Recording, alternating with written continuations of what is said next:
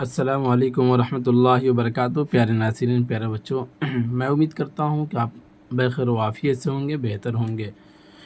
तो प्यारे बच्चों, जैसा कि आपको सारी बातें तो मालूम ही है कि इस चैनल के माध्यम से 9 से लेकर 12 तक की उर्दू की संपूर्ण तैयारी कराई जा रही है। और ये भी कहा गया है कि गाहे बगाहे आपको क़वायद वग़ैरह भी पढ़ाया जाएगा। चूँकि क़वायद वग़ैरह बड़ी निसाबें नहीं होती है किताब के मुकाबले में, वो बहुत छोटी सी निसाबें होती हैं। यानी कि कहते हैं कि लगातार कंटिन्यू अगर 10 दिन क्लासेस दे दी जाए तो वो चैप्टर कंप्लीट हो जाता है उसके, यानी क़वायद के सारे चैप्टर कंप्लीट हो जाएंगे। ठीक है ना। लेकिन आपकी किताबें जो है ये इसके अंदर चैप्टर्स ज़्यादा होते हैं, और चूँकि ये लंबा प्रोसेस होता है तो सबसे पहले हमने मुनासिब यूँ ही समझा कि गाहे बगाहे जितनी धीमी रफ्तार हो या जिस भी तरीके से हो, रोज़मर्रा आपको क्लासें तो दी ही जा ही रही है। जैसा कि आप देख रहे हैं जो भी हो रहा है हत्तल इम्कान आप तक क्लासें पहुंचाई जा रही है। तो बस आपसे यही दरख्वास्त है कि आप शुरू से आखिर तक जुड़े रहिए। बस आपकी कामयाबी इंशाल्लाह निश्चित है। यहाँ से अगर आप अपनी तैयारी करते हैं तो फिर आपको कहीं भी भटकने की ज़रूरत नहीं पड़ेगी, किसी का मोहताज आप नहीं बन पाएंगे। चूँकि आप ऑफ़लाइन वगैरह के अंदर भी जाएंगे तो वहाँ भी यही नहज और यही तरीका इख्तियार किया जाएगा। हो सकता है कि इसके अलावा दूसरा तरीका, लेकिन आमतन जो होता है वो यही तरीका इख्तियार किया जाएगा कि किताब वगैरह पढ़ा देना, फिर और सब्जेक्टिव सवाल जवाब बनवा देना, फिर बच्चों से सुन लेना। तो जाहिर सी बात है, आप तो बच्चे तो रहे नहीं, आप तो बड़े हो चुके हैं। 12th क्लास के बच्चे जो होते हैं वो काफ़ी होशियार और अक्लमंद होते हैं।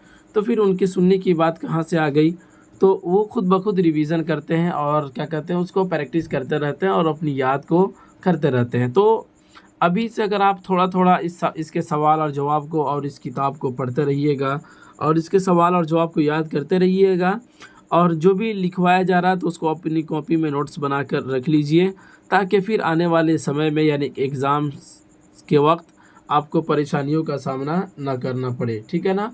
तो ये सारी चीज़ें अगर आप करते हैं तो फिर इतना तो आप यकीन कर लीजिए कि इंशाल्लाह इसमें आप फेल नाकाम नहीं हो सकते हैं। इसके अंदर आप फेल नहीं हो सकते हैं, आप नाकाम नहीं हो सकते हैं, कामयाब ही कामयाब होइएगा, इतना तो मेरा दावा है।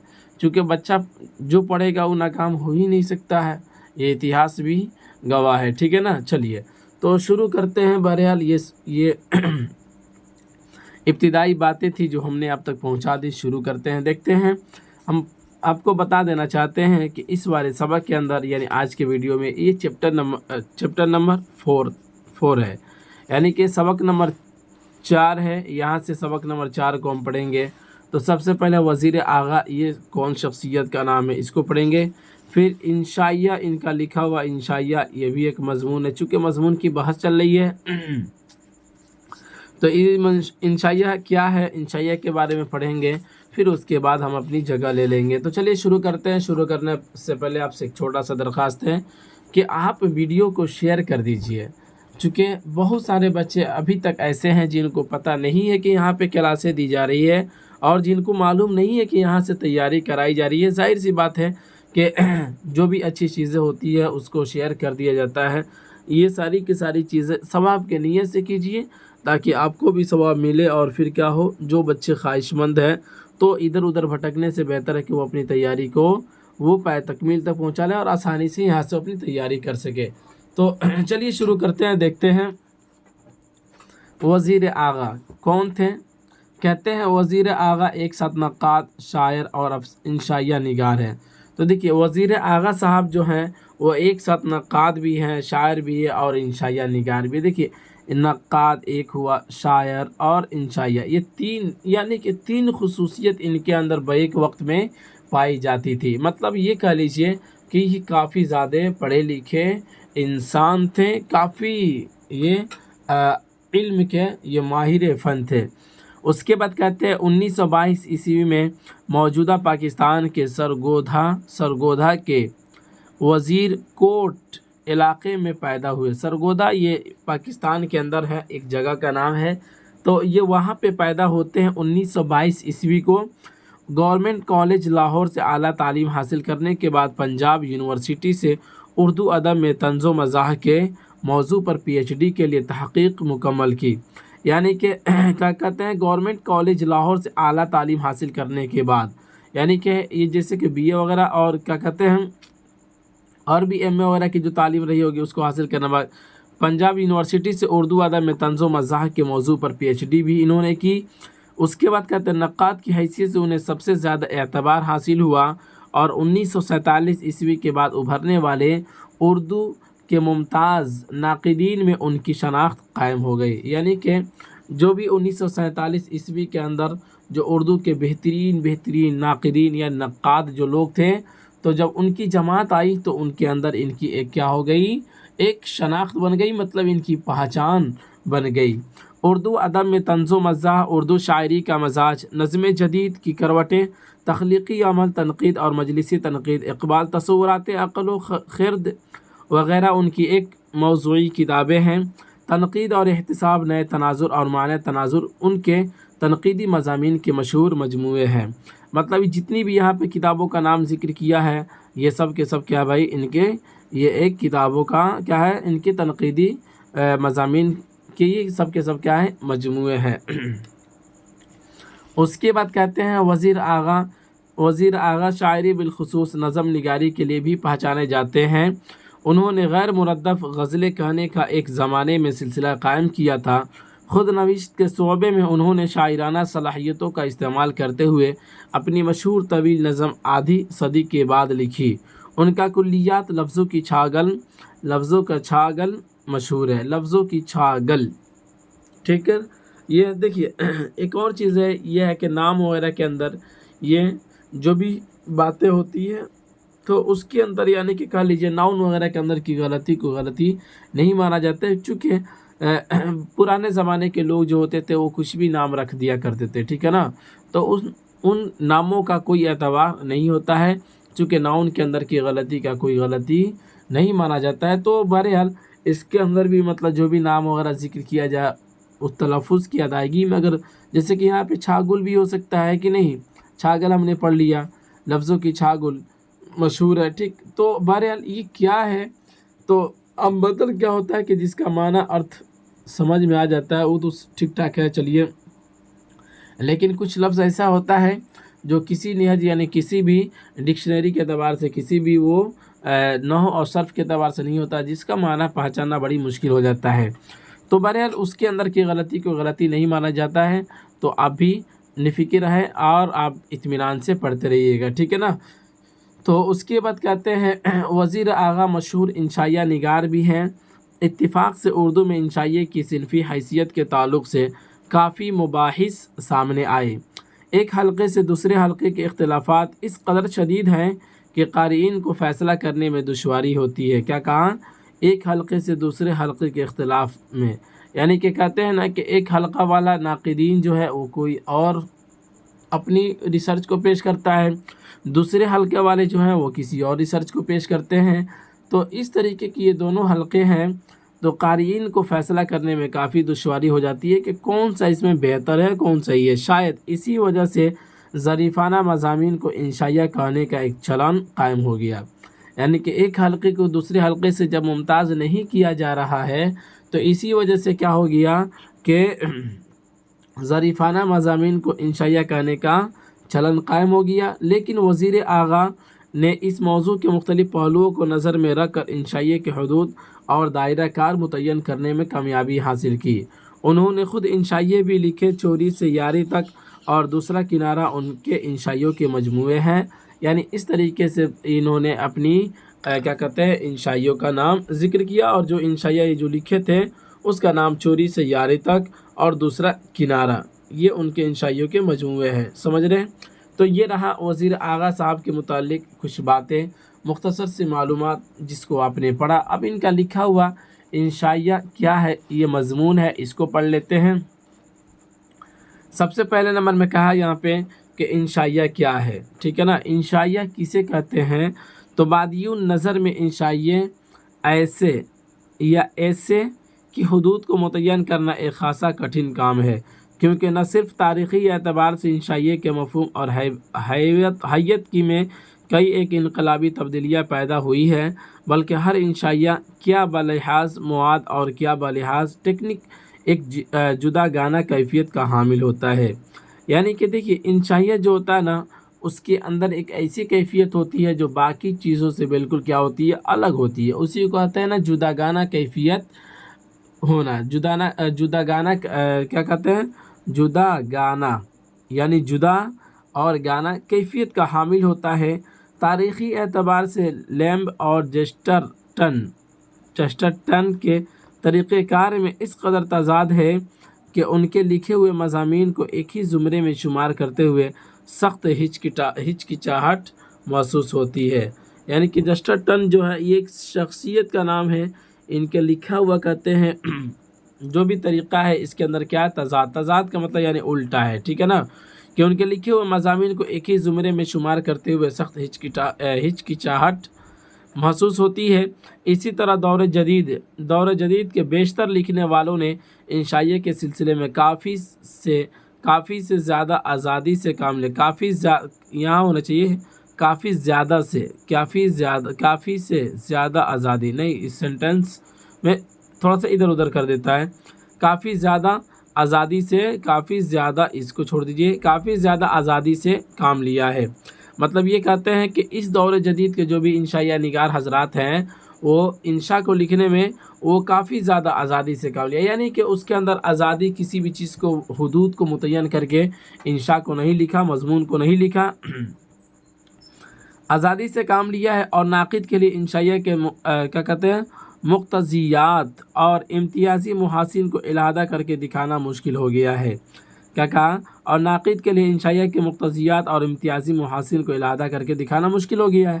یہاں پہ یہ کہنے کا مطلب یہ ہوا کہ ناقد جو حضرات ہیں جس سے کہ جانچ پرکھ کرنے والے ہیں، جنہیں ناقدین کہا جاتا ہے، تو اب ظاہر سی بات ہے انشاء لکھنے والے لوگ جو ہے ان کا بالکل یہ بڑھ چڑھ کر وہ انشاء لکھ رہے ہیں اور پھر کافی زیادہ آزادی سے کام لے رہے ہیں۔ مطلب ان کو یہ کہتے ہیں نا کہ اسی حدود میں لکھنا ہے، تو مطلب جو انشاء کا حدود ہے اس کو نہ رکھتے ہوئے بلکہ وہ آزادی سے بہت ساری چیزوں کو اس کے اندر لکھ دے رہے ہیں۔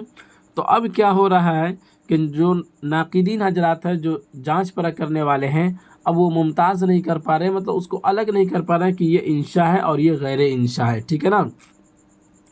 تاہم غائر نظر سے دیکھنے پر انشائیہ کے متنوع کیفیات اور ابلاغ و اظہار کے مختلف سانچوں میں پس پشت ایک علیحدہ صنف ادب کے نقوش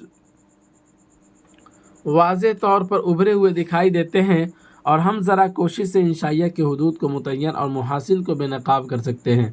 مطلب یہ بہت ساری یہاں پہ ورڈ دیا گیا، یہ تھوڑا سا بھاری ورڈ ہے۔ اظہار ابلاغ، یہاں پہ ساری کی ساری چیزیں کیا ہے، ابلاغ ابلاغن کا مطلب تھا پہنچانا، اظہار کا مطلب تھا ظاہر کرنا، پس پشت مطلب پیچھے، ٹھیک ہے نا، بدلنا بہت۔ یہاں پہ آپ یوں سمجھ لیجئے، اس کا خلاصہ یوں سمجھ لیجئے کہ انشائیہ کے حدود جو ہے وہ اس طریقے سے ہو چکے ہیں اور لکھنے والے لوگ اتنا بے تکلفی سے اس کے اندر کام لے رہے ہیں، اتنی آزادی سے کام لے رہے ہیں کہ اس کو متعین اور محاسن کو بے نقاب کر سکتے ہیں۔ یعنی کہ ذرا کوشش اگر کریں گے اور تھوڑی سی محنت اگر کرتے ہیں تو پھر کیا ہو سکتا ہے، اس کے اندر کی ہم ساری چیزوں کی جانچ پرکھ کر سکتے ہیں، سمجھ رہے ہیں نا، اسی کو کہتے ہیں۔ اور ہم ذرا کوشش سے انشائیہ کی حدود کو متعین اور محاسن کو، یعنی کہ اس کی خوبصورتی کو بے نقاب کر سکتے ہیں کہ کس وجہ سے انشاء جو ہوگا وہ بے خوبصورت ہوگا، سمجھ رہے ہیں۔ آگے بیان کرتے ہیں، ایک چیز جو انشائیہ کو دوسری اصناف ادب سے ممیز کرتی ہے اس کا غیر رسمی طریقہ کار ہے۔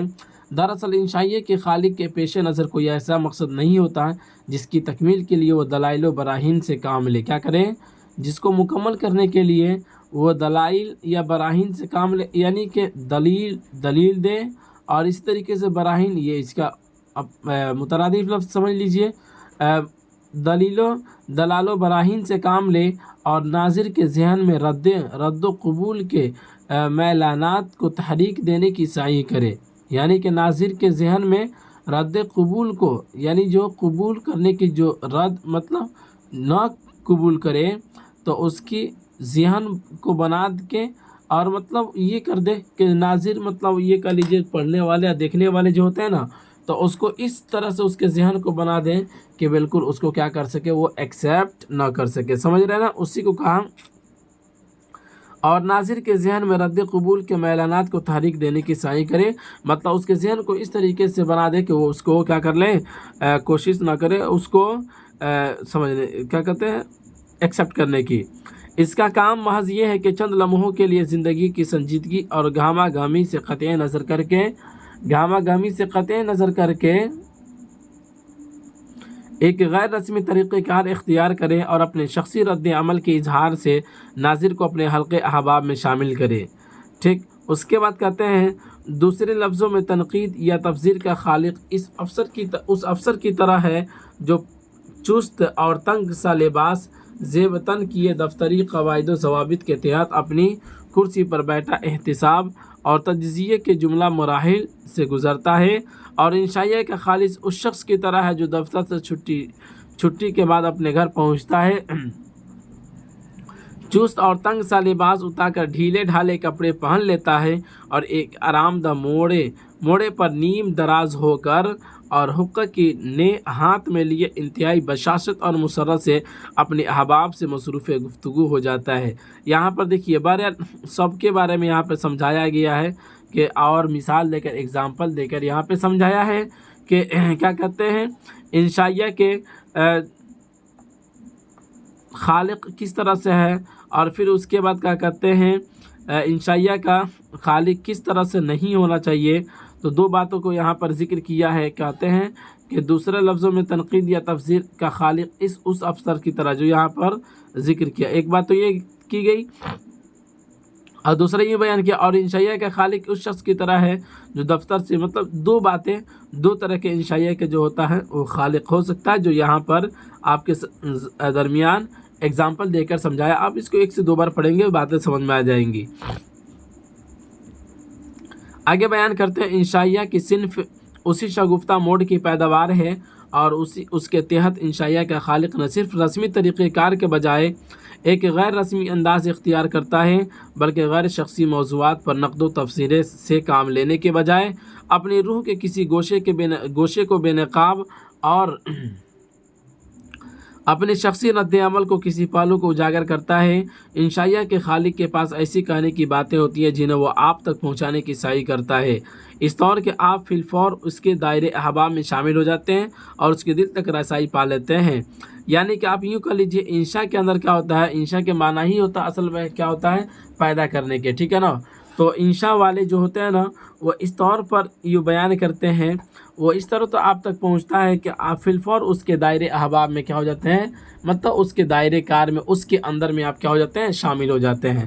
اور کیا ہوتا ہے، وہ زندگی کے کسی ایک پہلو کو، ایک شخصیت کو، ایک چیز کو، پہلو کو ظاہر کرتا ہے، تو اسی کو یہاں پہ کہتے ہیں شخصی موضوعات پر نقد و تفسیر سے کام لینے کے بجائے اپنی روح کے کسی گوشے کو بے نقاب اور شخصی رد عمل کو کسی ایک پہلو کو کیا کرتا ہے بھائی، اجاگر کرتا ہے، سمجھ رہے ہیں نا۔ چلیے اب آگے دیکھتے ہیں، شاید اسے کوئی واقعہ بیان کرنا ہوتا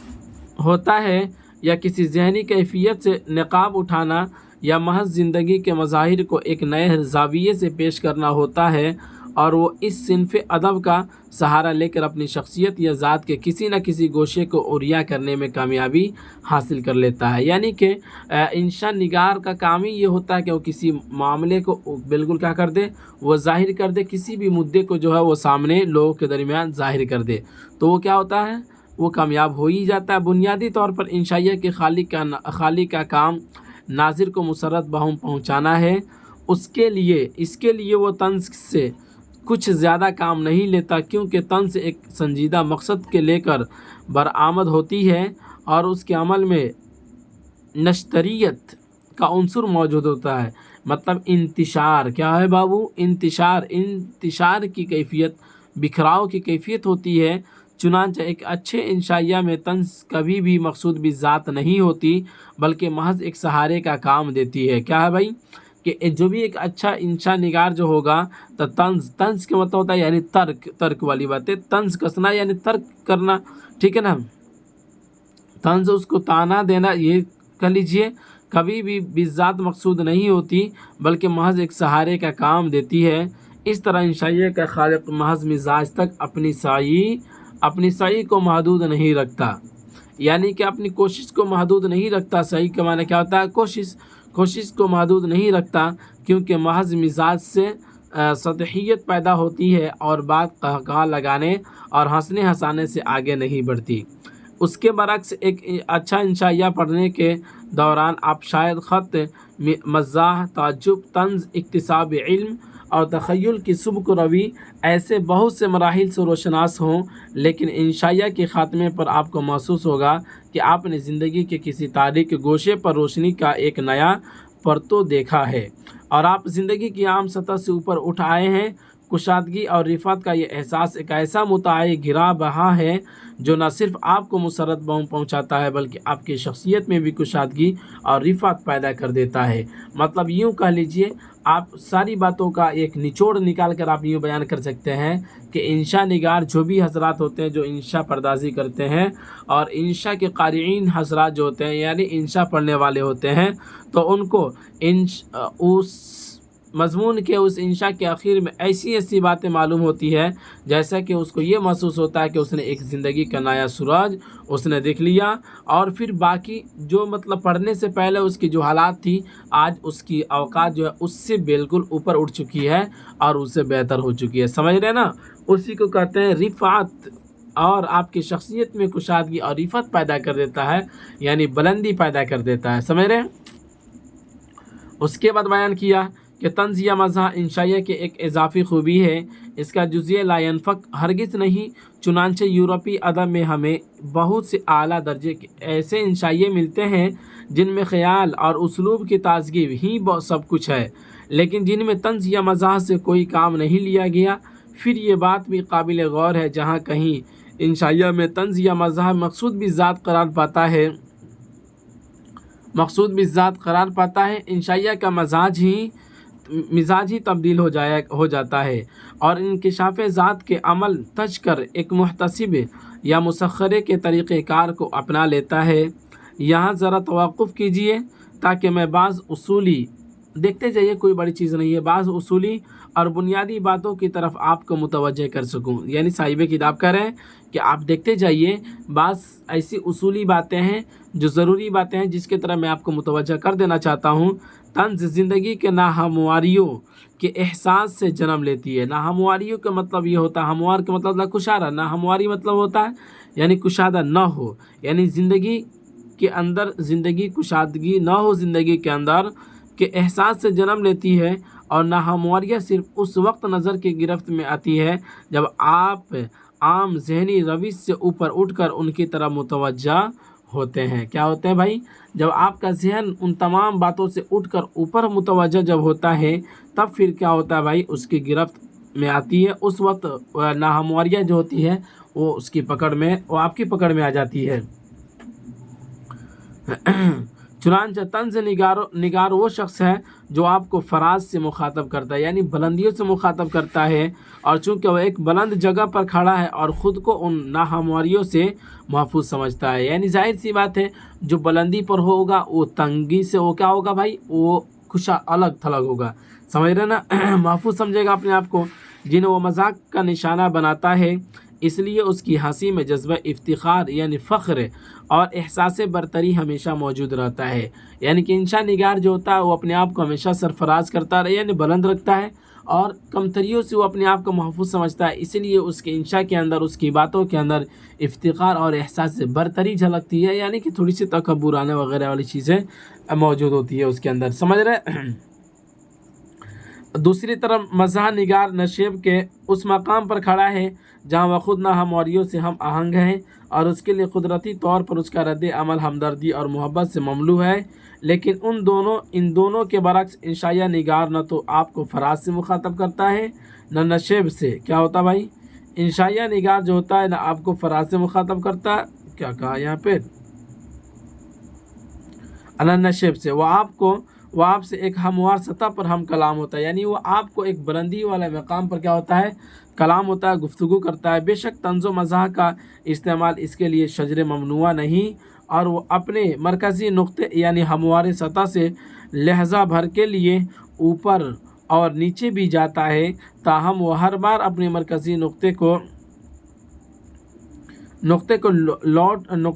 लौट ज़रूर आता है। यानी मतलब तंज़ो मज़ाह का इस्तेमाल के लिए जो होता है ना, उसके लिए शजर ममनुआ है। शजर ममनुआ का मतलब यानी वो दरख्त जो जिसके पास जिसका फल खा नहीं सकते उसी को शजर ममनुआ कहा जाता है, ठीक है ना। तो ये जो होता है तंज़ो मज़ाह जो होता है ये बिल्कुल शजर ममनुआ होता है उस शख्स के लिए, यानी कि जिससे भी हम कलाम होता है लिखने वाला, तो उसके लिए ये क्या होता है, शजर ममनुआ नहीं है। उसी को यहाँ पे कहा कि बेशक तंज़ो मज़ाह का इस्तेमाल उसके लिए शजर ममनुआ नहीं है, यानी कि जो भी होता है क्या कहते हैं लिखने वाला इंशा पर्दाश जो होता है, इंशा निगार जो होता है, उसके लिए शजर ममनुआ नहीं है तंज़ो मज़ाह। तंज़ो मज़ाह का मतलब होता है यानी कि हंसी मज़ाक की बातें और तंज़ की बातें जो है उसके लिए ये मुमकिन है, वो करता है, वो कर सकता है। और वो अपने मरकज़ी कभी वो क्या होता है कि इंशा निगार जो होता है वो कभी ऊपर जाता है कभी नीचे जाता है, लेकिन ऊपर नीचे होने के बावजूद भी वो अपने असली मकसद की तरफ ज़रूर लौट आता है, समझ रहे ना। उसी का दूसरी तरफ तंज़ निगार फराज के नुक्ते से एकदम नीचे नहीं उतरता, यानी तंज़ निगार हजरात जो होते हैं ना वो बुलंदी से एकदम भी नीचे नहीं उतरते हैं, और मज़ाह निगार नशेब के नुक्ते से एक कदम ऊपर नहीं जाता। यानी कि क्या कहा भाई, एक नीचे नहीं उतरता और एक नीचे से ऊपर नहीं जाता, समझ लें। और इसके बरक्स आप दोनों के समझ लीजिए कि तंज़ के अंदर क्या होता है, तंज़ निगार जो होता है वो बुलंदी से नीचे नहीं आता है, और मज़ाह निगार जो होता है वो नीचे से ऊपर नहीं जाता है। अब इसकी इन दोनों के अपोजिट में जो होगा इंशा निगार जो होगा, यानी इंशा लिखने वाले हजरात जो होंगे वो कभी नीचे आएंगे कभी ऊपर जाएंगे, लेकिन अपने असल मकसद की तरफ वो ज़रूर लौट आते हैं, समझ रहे हैं ना। अपने अपने मरकज़ी नुक्ते से ज़रा सी जुम्बिश भी उनके लिए मुहलिक है, लेकिन इंशाया निगार निस्बतन आज़ाद है और दोनों अतराफ़ में आ जा सकता है कि नहीं। अभी मैंने समझाया ना कि इंशा निगार जो होता है ना वो ऊपर भी जा सकता है नीचे भी आ सकता है, यानी कि अपने लेवल को थोड़ा ऊपर भी कर सकता है, अपने लेवल को नीचे भी गिरा सकता है, लेकिन क्या होता है वो अपने असल मकसद की तरफ वो ज़रूर लौट जाता है। उसके बाद कहते हैं बाबू, ताहम खुद इंशाया निगार के लिए अपने मरकज़ी नुक्ते को तर्क करके किसी और नुक्ते को अपना लेना मौत को आवाज़ देना है, समझ रहे हैं। देखिए ये जो क्लासें जो होती है थोड़ी लंबी हो जाती है, लेकिन जाहिर सी बात है दूसरा कोई भी रास्ता नहीं है। आपको जल्दी जल्दी रीडिंग करके अगर हम पढ़ा देंगे तो फिर आपको समझ ही में नहीं आएगा। एक तो हो गया कि हम रीडिंग करके पढ़ दिए, हम खुद पढ़ दिए, पढ़कर आगे बढ़ गए, आपको समझ ही में नहीं आएगा। लेकिन इस तरीके से जो समझाया जाता है तो हमें तो उम्मीद है कि आपको हत्तल इम्कान ज़रूर समझ में आता होगा, हमें तो उम्मीद है आपके जानिब से, चूँकि आप इतने भी कमज़ोर जहन के नहीं हैं कि आपको मेरी बातें समझ में ना आए। और मैं ऐसी बातें भी ना हमारे अंदर भी इतनी सकत नहीं है कि हम ऐसी बातें बोल दें जो आपको समझ से बाहर हो, समझ रहे हैं ना। बल्कि आप तो समझदार हैं, आपको तो सारी बातें ज़रूर समझ में आती होगी।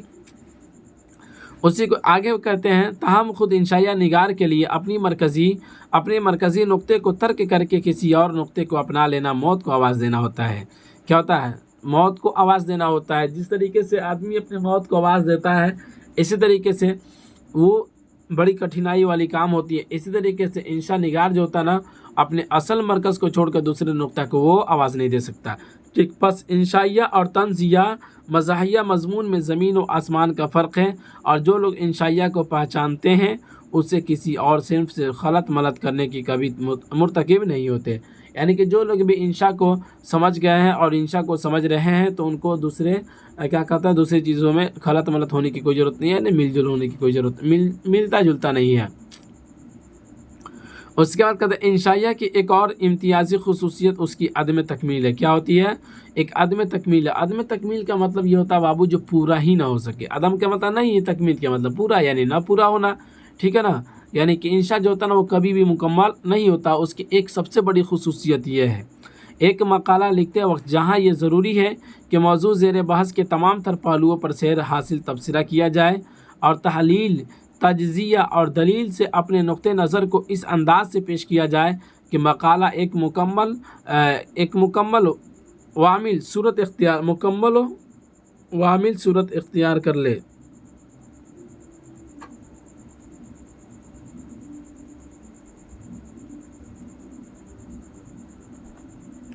वहाँ इंशाइया की इम्तियाज़ी खसूसियत ये है कि इसमें मौजू की मरकज़ियत तो कायम रहती है, लेकिन इस मरकज़ियत का सहारा लेकर बहुत सी ऐसी बातें भी कह दी जाती है जिनका मौजू से कोई गहरा ताल्लुक़ नहीं होता। यानी कि इंशा के अंदर एक ऐसी खसूसियत ये होती है कि उसके अंदर ऐसी ऐसी बातें कह दी जाती है जिसका मौजू से कोई भी लेन देन नहीं होता, यानी कोई गहरा कोई ताल्लुक़ नहीं होता है। आगे बयान करते हैं। दूसरे लफ्ज़ों में एक मकाले की बनिस्बत इंशाइया का ढांचा कहीं ज़्यादा लचीला होता है और इसमें मकाले की संगलाखी कैफियत मौजूद होती है। समझ रहे हैं? यानी कि सब के सब यहाँ पर इंशा के मुतालिक उसकी खुसूसियात को ज़िक्र कर रहे हैं। इसके अलावा इंशाइया में एक मरकज़ी ख़याल के बावस्फ़ दलाइल का कोई मुंज़बित सिलसिला कायम नहीं किया जाता और इंशाइया के मुताले के बाद ये महसूस होता है कि इंशाइया लिखने वाले ने मौजू के सिर्फ़ उन पहलुओं को उजागर किया है जो उसके शख्सी रद्द अमल से असर पजीर थे और जिनकी मुनफरिद कैफियत इस बात की मुतकाज़ी थी कि मुसन्निफ़ उनको नाज़िर तक पहुँचाने की सही करता है। इस मकाम पर एक इंशाइया और गज़ल के एक शेर में गहरी मुमासलत का एहसास भी होता है। गज़ल के शेर की इम्तियाज़ी खसूसियत ये है कि इसमें किसी एक नुक्ता को उजागर किया जाता है, यानी सबकी यहाँ पर खसूसियत को ज़िक्र कर रहे हैं, ठीक है ना, सबकी खासियत को ज़िक्र कर रहे हैं। देखिए, देखते जाइए। लेकिन इसके तमाम तर पहलुओं को नाज़िर के फ़िक्र इदराक यानी कि सोच और उसके ज़हन कह लीजिए फ़िक्र इदराक के लिए नामुकम्मल सूरत में छोड़ दिया जाता है, ठीक है ना। तो यही हाल इंशाइया का है कि इसमें मौजू के सिर्फ चंद अनोखे पहलुओं को पेश कर दिया जाता है और उसके बहुत से दूसरे पहलुओं को तिश्ना और नामुकम्मल हालत में रह जाते हैं। यानी कि इंशा के अंदर जो होता है बहुत सारी पहलुओं को ज़िक्र कर दिया जाता है, बहुत सारे पहलू जो होती है उसको छोड़ दिया जाता है। बुनियादी तौर पर इंशाइया लिखने वाले का मकसद आपकी सोच विचार के लिए रास्ता हमवार करना है। बेशक वो अपने मौजू के बयान में सिर्फ वारिदात और तजर्बात और अपने ज़ाती रद्द अमल के इजहार तक ही अपनी मसाई को महदूद रखता है, ताहम उसके पेश नज़र मकसद सिर्फ ये होता है कि आपको सोचने पर माइल करे। चुनांचा एक अच्छे इंशाइया की पहचान ये है कि आप उसके मुताले के बाद किताब को चंद लहज़ों के लिए बंद कर देंगे और इंशाइया में बिखरे हुए बहुत से इशारात का सहारा लेकर ख़ुद भी सोचते और महफूज होते चले जाएंगे। यानी कि इसके अंदर बहुत सारी बातें होती है कि इंशा के अंदर होता है कि आप किताब को तो बंद कर देंगे, उसके अंदर पढ़ देंगे, लेकिन पढ़ लेंगे, उसके अंदर जो बातें बयान की जाएगी ना उसकी बात को आप सोच कर उसके अंदर जो इशारा जो दिया गया रहेगा, किसी चीज़ की तरफ इशारा जो किया गया रहेगा, तो उस इशारे के माध्यम से आप क्या होते महफूज और आगे बढ़ते हुए सोचते और महफूज होते चले जाएंगे। समझ रहे हैं? आगे बयान करते हैं कि इंशाइया निगार की इस रोश का नतीजा इंशाइया की वो मखसूस सूरत है जो उसे दूसरी असनाफ़ अदब से मुमय्यज़ करती है।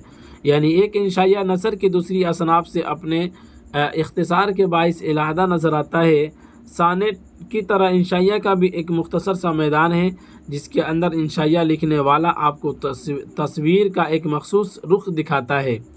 ज़ाहिर है कि जब तक वो जज्बात, एहसासात और तख़य्युलात में कार छाँट और किफ़ायत के कायल न हो, उसके लिए चंद लफ्ज़ों में मौजू की सबसे नोकीली कैफियत को पेश करना मुश्किल होगा। लेकिन इख्तिसार की ये खसूसियत इस बात के ताबे है कि इंशाइया का पस नज़र किस कदर शादाब या बेआबो गया है। यह क्या कहा? लेकिन इख्तिसार की ये खसूसियत इस बात के ताबे है कि इंशाइया के पस मंज़र किस कदर शादाब या बेआबो गया है। मतलब बेआबो गया है यानी बिना पानी और जंगल के, क्या कहते हैं, हरी भरी। उसके बाद बयान करते हैं चुनांचा बकौल हेडसन, अगर इंशाइया लिखने वाले ने इसके लिए इख्तिसार से काम लिया है कि उसके पास कहने की बातें ही गिनती में कम है और उसके तजर्बात और महसूसात तादाद और शिद्दत में होने के बराबर हैं, तो उसका लिखा हुआ इंशाइया यकीनन इंशाइया के मेमार पर पूरा नहीं उतरेगा। मतलब ये कह लीजिए कि इंशा लिखने वाला जो भी बंदा होता है उसके पास अल्फाज की तो कमी हो ही नहीं चाहिए। समझ रहे ना? अगर हो गया तो समझ लीजिए کہ وہ اچھا انشا نگار نہیں ہے۔ اس کے برعکس اگر انشائیہ لکھنے والے کا ذہن زرخیز ہے، یعنی کہ بہت علم ہے اس کے اندر اور اس کے پاس کہنے کے تو بہت کچھ ہے، لیکن اس نے انشائیہ کی محدود سی دنیا میں اپنے احساسات اور تخیلات کو اختصار کے ساتھ پیش کرنے کی سعی کی ہے، تو اس کا انشائیہ یقیناً ایک قابل دید چیز ہوگا اور ناظرین کو تمام کیفیات مہیا کرے گا جو انشائیہ سے مخصوص ہے۔ مطلب یہ کہہ لیجئے کہ لکھنے والے کے پاس علم ہونا چاہیے اور اس کے بارے میں زیادہ نالج ہونا چاہیے، اور اتنے بڑے نالج کے باوجود اگر ان چیزوں کو اختصار کے ساتھ لکھ دیتا ہے تب یہی پھر کیا ہوگا، وہ کس کے لیے، یعنی ناظرین کے لیے وہ قابل دید ہوگا، یعنی کہ دیکھنے کی چیزیں ہوں گی۔ سمجھ رہے ہیں نا؟ آگے بیان کرتے ہیں ایک آخری چیز جسے انشائیہ کا آخری وصف سمجھنا چاہیے، اس کی تازگی ہے۔ کیا ہے بھائی؟ انشائیہ کے اندر تازگی ہوتی ہے۔